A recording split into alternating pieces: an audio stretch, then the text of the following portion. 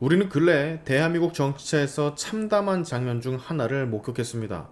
청문회를 빈 껍데기로 만든 뒤 되려 야당 탓을 하며 자신을 미화시키는 뻔뻔한 왜곡의 연극 같았죠. 이 주인공은 당연히 김민석입니다. 국회 인사청문회는 다들 아시겠지만 국민의 세금으로 국정을 운영할 고위직 후보자에게 도덕성과 자질을 검증하는 헌법 절차라고 할 수가 있어요. 그리고 이 자리에 나온 김민석은 응당 수많은 의혹에 대해서 적극적으로 해명을 했었어야 됩니다. 그런데 그는 자료 요청 97건 중 7건, 야당이 요구한 증인 5명 전원 거부로 시종일관 청문회를 이끌었고 보다 못한 국민의힘 의원들은 자리를 박차고 나가버렸죠. 그리고 청문회는 종료가 됐습니다. 달라는 것을 아무것도 주지 않으며 시간만 질질 끌다가 청문회가 끝나버린 셈인데, 이럼에도 대통령은 해명이 잘 됐다라 결국 총리를 임명하려고 하는 움직임을 보이고 있습니다. 자, 이건 청문회가 아니라 국민을 대놓고 기만한 행위라고 저는 생각을 합니다. 자료도 없고 증인도 없는데 무슨 검증을 한다라는 건지 여기까지는 다 이해를 하시죠? 자, 근데 청문회가 끝난 후 너무도 정말 역겨울 정도로 뻔뻔한 김민석의 SNS 글이 지금 화제가 되고 있습니다. 완전히 상황을 거꾸로 만들어버리네요. 이렇게 말을 합니다. 그는 야당 의원들이 회의장에 들어오지 않아서 자정에 자동 산회됐다. 자료는 주겠다고 이미 말한 상태였다.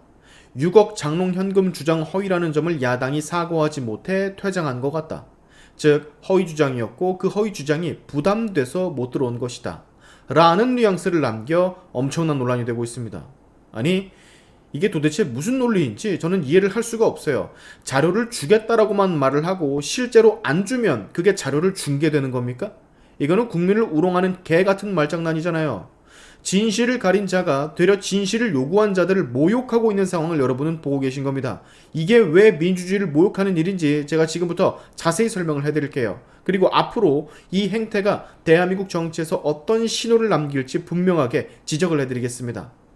자, 먼저 청문회 상황 간략히 정리할게요. 국힘이 자료를 97건 요청을 했지만 그 중에 7건만 제출이 됐습니다. 요거 하나만으로 일단 검증 포기 선언이라고 저는 봐요. 근데 더 심각한 건 증인입니다. 청문회 핵심이 뭐죠? 증인과 참고인을 불러서 사실관계를 확인하는 거예요. 근데 김민석은 야당이 요구한 증인 모두를 완전 거부했습니다. 결국 0명으로 최초 청문회가 열렸죠. 그냥 본인의 해명 프리젠테이션을 여러분은 보신 거예요. 그것도 자료를 동반한 게 아닌 지 혼자 말로 떠드는 프리젠테이션을. 근데 이 사람 페북에서 뭐라는 줄 아십니까?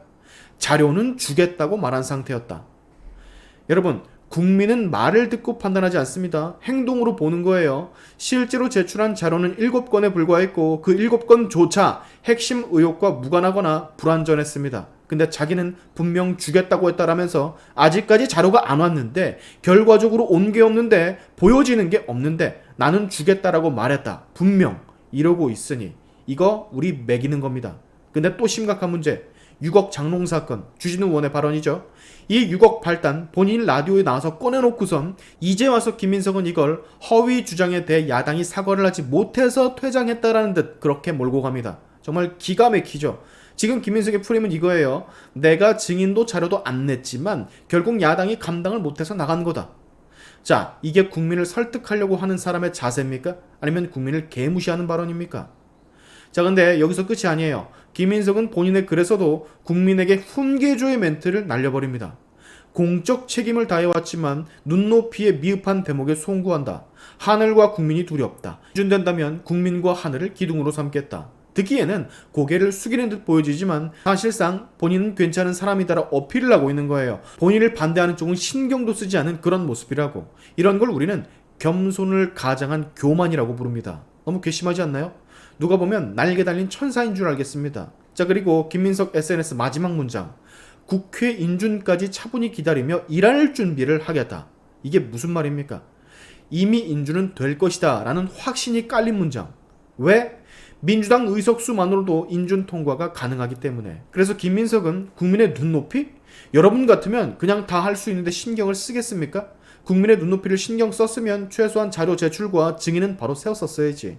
제대로 검증할 환경은 만들어주고 저딴 말을 해야 정당성이 확보가 되는 건지, 아예 싹 다 막아버리고서 이제 와서 뭔 쌉소리를 하는 건지 모르겠습니다.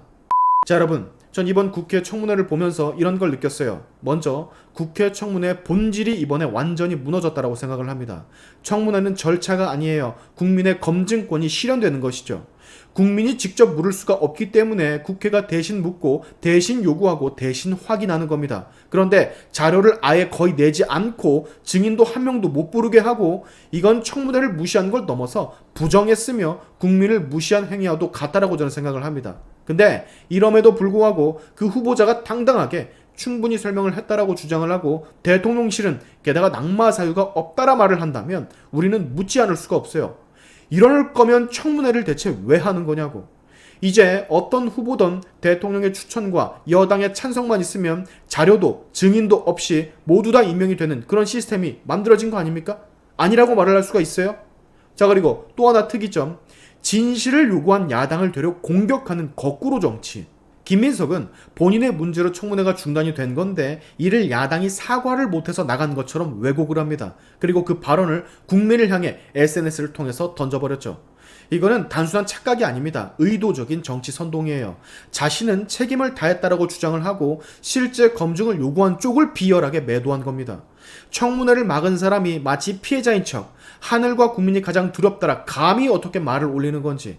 이러니까 제가 역겹다라고 하는 거예요. 아니 옌병할 거 아무것도 해명된 게 없는데 증인도 자료도 하나도 없는데 말로만 짓거리고 게다가 실제 검증을 요구한 쪽을 비열하게 매도하며 선동하는 이 상황이 여러분 이해가 가시냐고요. 미리 써놓은 무슨 대본 읽어갑니까? 자, 여러분 지금 민주당은 모든 인준안을 야당 없이 단독으로 처리할 수 있는 구조를 가지고 있습니다. 이 말은 국민 절반 이상이 반대를 하더라도 그냥 통과가 될 수 있다라는 뜻이기도 하죠. 실제 민주당은 7월 4일 전까지 인준을 마무리하겠다라고 합니다. 그리고 대통령은 벌써부터 문제 없다라는 신호를 보내고 있죠. 즉 김민석은 청문회를 이따위로 저질로 만들어 놓고서 다 망쳐놓고 이젠 대통령이 도장 하나 찍으면 된다라는 듯 페북에 저 따위로 글을 쓰게 되는 거예요. 여러분 우리가 물어야 됩니다. 끊임없이 길이 보이지 않아도 지적하고 감시해야 되는 겁니다. 당신은 총리 자격이 없습니다. 라고 말할 수 있는 권리 우리 국민에게 있는 겁니다. 우리가 가진 권리라고요. 청문회를 지켜본 국민, 자료를 보지 못한 국민, 증인을 보지 못한 국민 우리가 진짜로 물을 수 있는 권리입니다. 여러분은 이번 김민석의 청문회를 보면서 어떤 걸 느끼셨습니까? 증인 하나 없이 끝난 청문회, 야당 퇴장을 허위 주장, 사과 부담으로 뒤집는 왜곡, 하늘이 두렵다라는 위선적인 발언, 인주는 기정사실이라는 태도.